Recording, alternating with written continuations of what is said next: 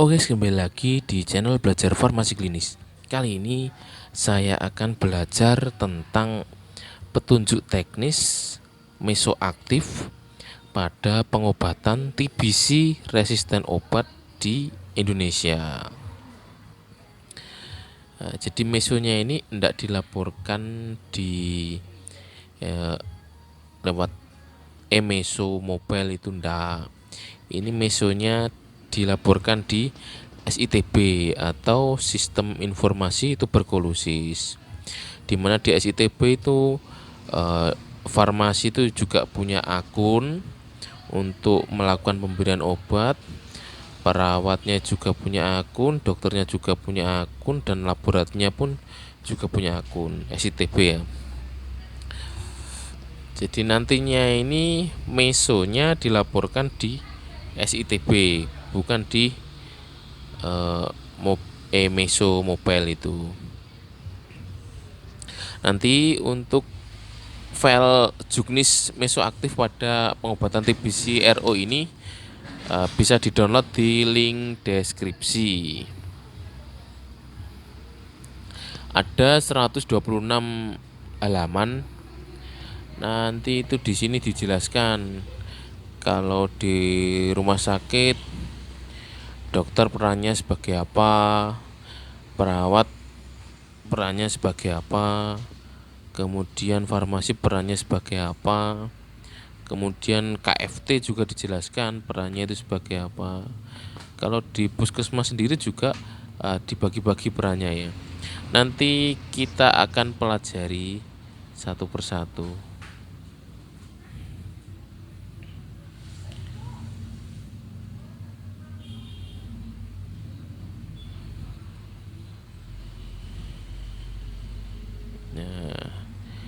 Yang dipelajari tujuan mesoaktif itu apa, kemudian implementasi dari mesoaktifnya itu bagaimana, kegiatan dan alur mesoaktifnya itu apa saja, dan penilaian kausalitas. Kemudian untuk pencatatan dan pelaporannya itu pencatatan manual dan pencatatan di SITB.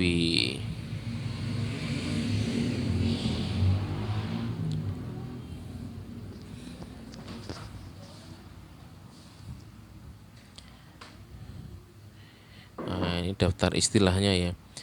Manajemen efek samping obat secara aktif atau mesoaktif adalah penilaian klinis dan laboratoris secara aktif dan sistematis untuk pasien yang diobati dengan obat atau panduan obat TBC RO. RO ini adalah resisten obat ya, yang bertujuan untuk mendeteksi, menata laksana, dan melaporkan adanya toksisitas obat. Mesoaktif merupakan padanan bahasa Indonesia dari istilah Active Drug Safety Monitoring and Management. Kemudian istilah tentang efek samping obat adalah respon tubuh, respon terhadap suatu obat yang merugikan dan tidak diinginkan terjadi pada dosis normal yang digunakan pada manusia untuk pencegahan, diagnosis, atau terapi penyakit, atau untuk modifikasi fungsi fisiologi. Jadi saat mengkonsumsi obat TB pun biasanya itu respon tubuhnya orang beda-beda.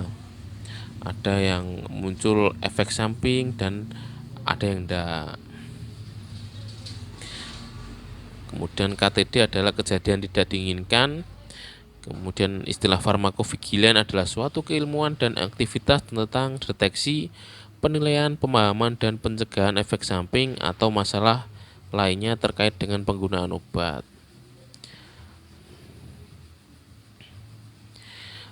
Ini tentang TBC RO ya.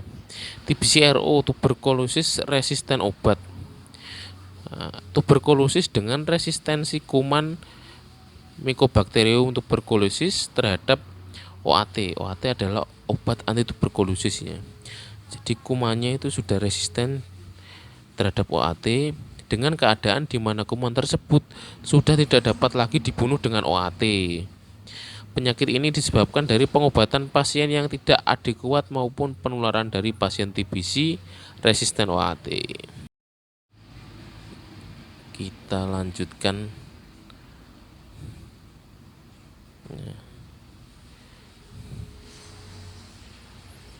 Ini tentang pendahuluan. Nah, ini tujuannya dari juknis mesoaktif ini ya. Tujuan dari juknis mesoaktif yang pertama mendeteksi setiap efek samping pengobatan TBC resisten obat. Kemudian yang kedua mengkomunikasikan keamanan obat pada setiap jenjang mengenai mesoaktif dan pengobatan TBC resisten obat.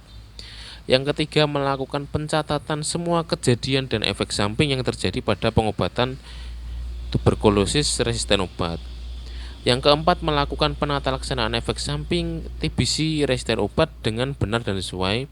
Dan yang kelima evaluasi sinyal keamanan panduan obat TBC RO untuk menilai kausalitas, keterkaitan secara klinis, frekuensi, dan distribusi efek samping obat. Ini adalah tujuan dari juknis mesoaktif. Nah, untuk tingkat organisasi tingkat pusatnya itu ada P2PM ya. P2PM ini tugas-tugasnya bertanggung jawab apa saja, bisa dibaca ya. P2 petunjuk teknis farmakovigilan. Kita cari yang rumah sakit dan puskesmas ya.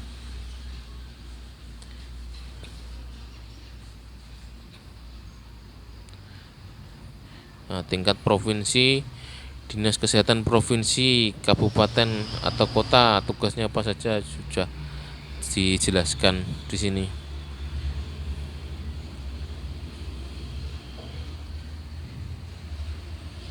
Nah, ini untuk rumah sakit ya, rumah sakit dan balai kesehatan pelaksanaan layanan TBC RO. Petugas kesehatan di rumah sakit atau balkes yang terlibat dalam pelaksanaan mesoaktif adalah sebagai berikut. Yang pertama dokter atau tim ahli klinis. Itu melakukan apa saja? Yang pertama dokter menentukan diagnosis dan pengobatan TBC RO. Kemudian melakukan edukasi mengenai efek samping obat TBC RO kepada pasien. Kemudian memberikan layanan pengobatan TBC RO yang berkualitas sesuai dengan panduan nasional. Kemudian menggali semua informasi terkait keluhan dari pasien atau keluarga pasien pada setiap kali kunjungan termasuk obat selain OAT yang sedang dikonsumsi pasien dan penyakit penyerta yang dimiliki pasien.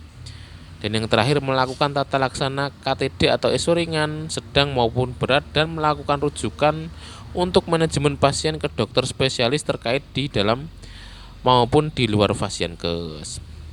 Ini jika di rumah sakit ya, dokter atau tim ahli klinis itu memiliki 5 tugas.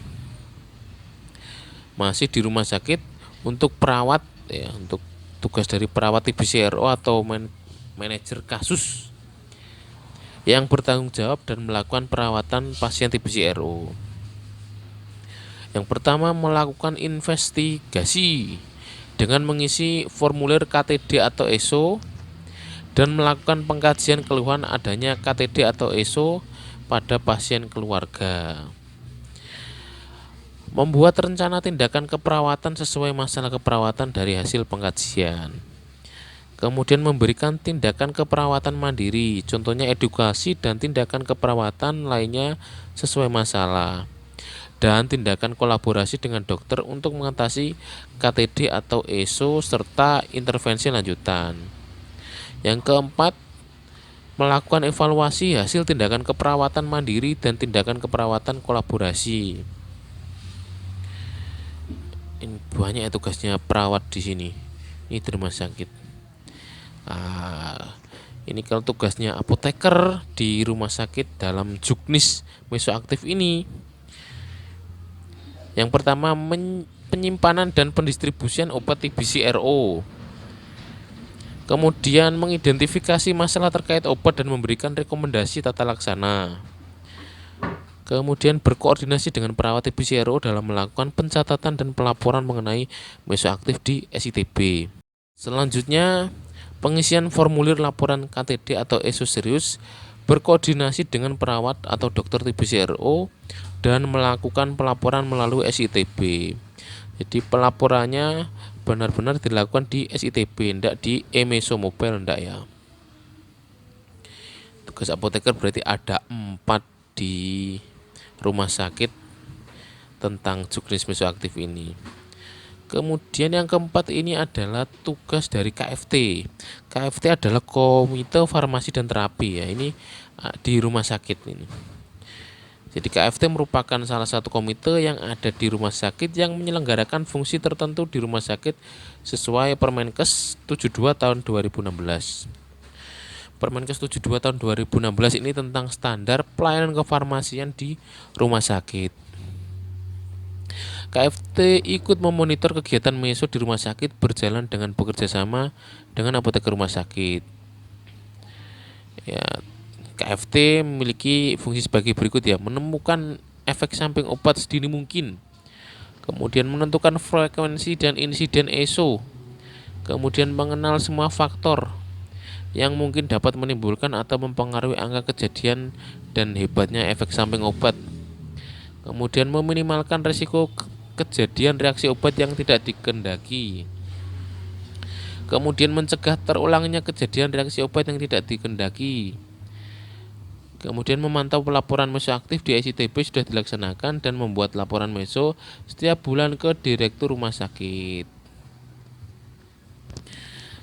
Kemudian tugas dari manajemen rumah sakit, nah, tugasnya sudah dibagi-bagi di juknis ini ya. Kita langsung cari ke puskesmas saja. Kita lanjut ke puskesmas. Untuk di puskesmas ya, dokter umum yang bertanggung jawab dalam melanjutkan pengobatan TBC RO pasien sesuai dengan panduan nasional, mengidentifikasi tanda gejala KTD atau ESO, kemudian melakukan tata laksana yang tepat bagi pasien TBC RO, melakukan rujukan bagi pasien yang mengalami KTD atau ESO sedang dan berat ke rumah sakit, melakukan pencatatan dan pelaporan form meso harian, manual dan SITB untuk semua pasien TBC RO. Berkoordinasi rutin dengan rumah sakit TBC RO melaporkan status pengobatan kondisi pasien. Berkoordinasi dengan tim terkait di puskesmas untuk pelaksanaan otopsi verbal bagi pasien TBC RO yang meninggal di rumah dan berada di wilayah kerja puskesmas. Jadi tugas dari dokter di puskesmas ada 7 ya. Selanjutnya tugas dari perawat di puskesmas untuk juknis TBC RO ini, juknis mesoaktif maksudnya. Yang pertama, tugas dari perawat adalah melaksanakan investigasi dengan mengisi formulir KTD atau ESO dan melakukan pengkajian keluhan adanya KTD atau ESO pada pasien atau keluarga. Kemudian membuat rencana tindakan keperawatan sesuai masalah keperawatan dan hasil pengajian. Yang ketiga, memberikan tindakan keperawatan, contohnya diedukasi. Kemudian mengevaluasi hasil tindakan dan mengkoordinasikan kebutuhan keperawatan pasien dengan berbagai program terkait TAK atau tenaga ahli klinis, dan melaporkan TAK untuk manajemen KTD atau ESO non serius dan serius. Kemudian melakukan pencatatan ESO pada form buku pengobatan TBC RO atau meso harian. Dan yang terakhir, melakukan koordinasi untuk pelaporan SITB ke apoteker. Di puskesmas pun apoteker itu melakukan pemberian obat lewat SITB ya. Jadi obat TBC yang diberikan kepada pasien itu dikeluarkan juga di SITB stoknya.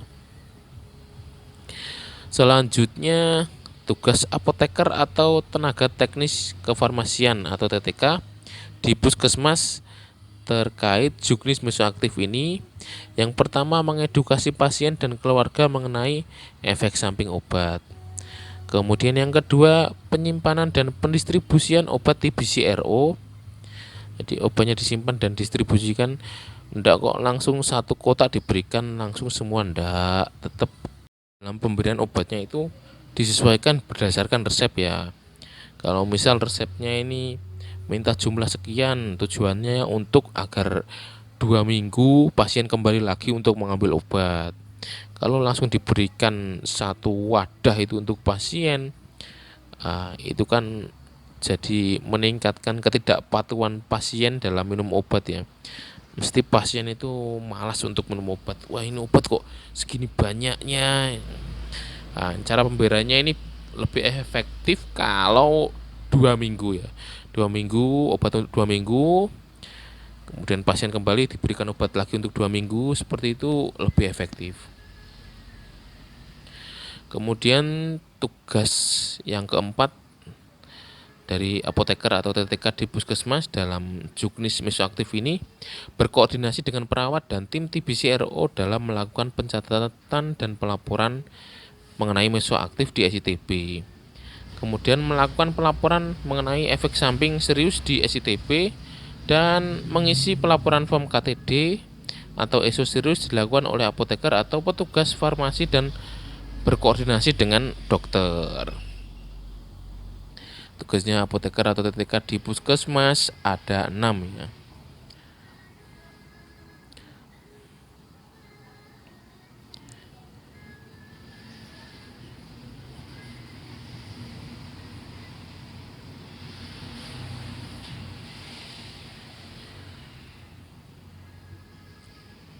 Ini tentang jenis implementasi mesoaktif.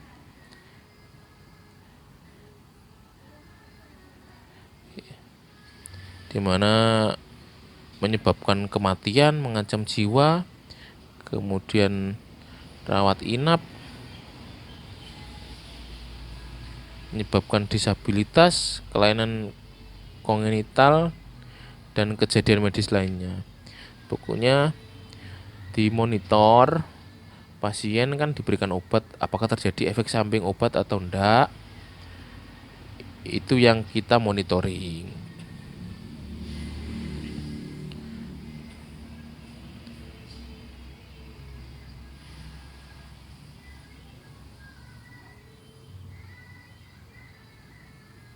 Ini baru sampai halaman 20.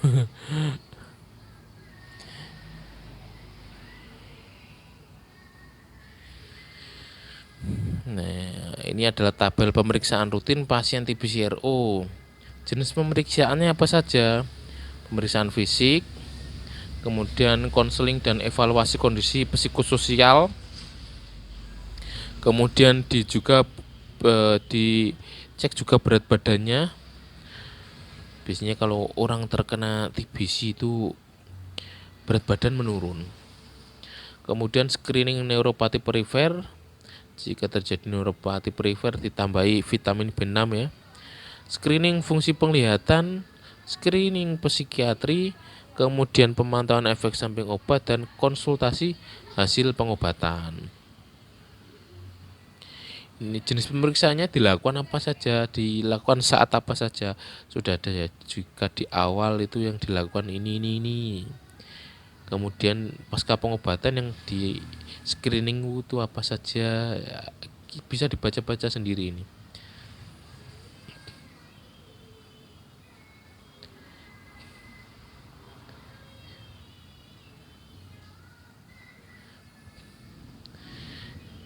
Kemudian derajat keparahan dalam ESO ini ya, efek samping obatnya dibagi menjadi 4 derajat ya. Ringan, sedang, berat, dan berpotensi mengancam jiwa. Ini nanti bisa dibaca-baca sendiri ya. Filenya saya taruh di deskripsi video.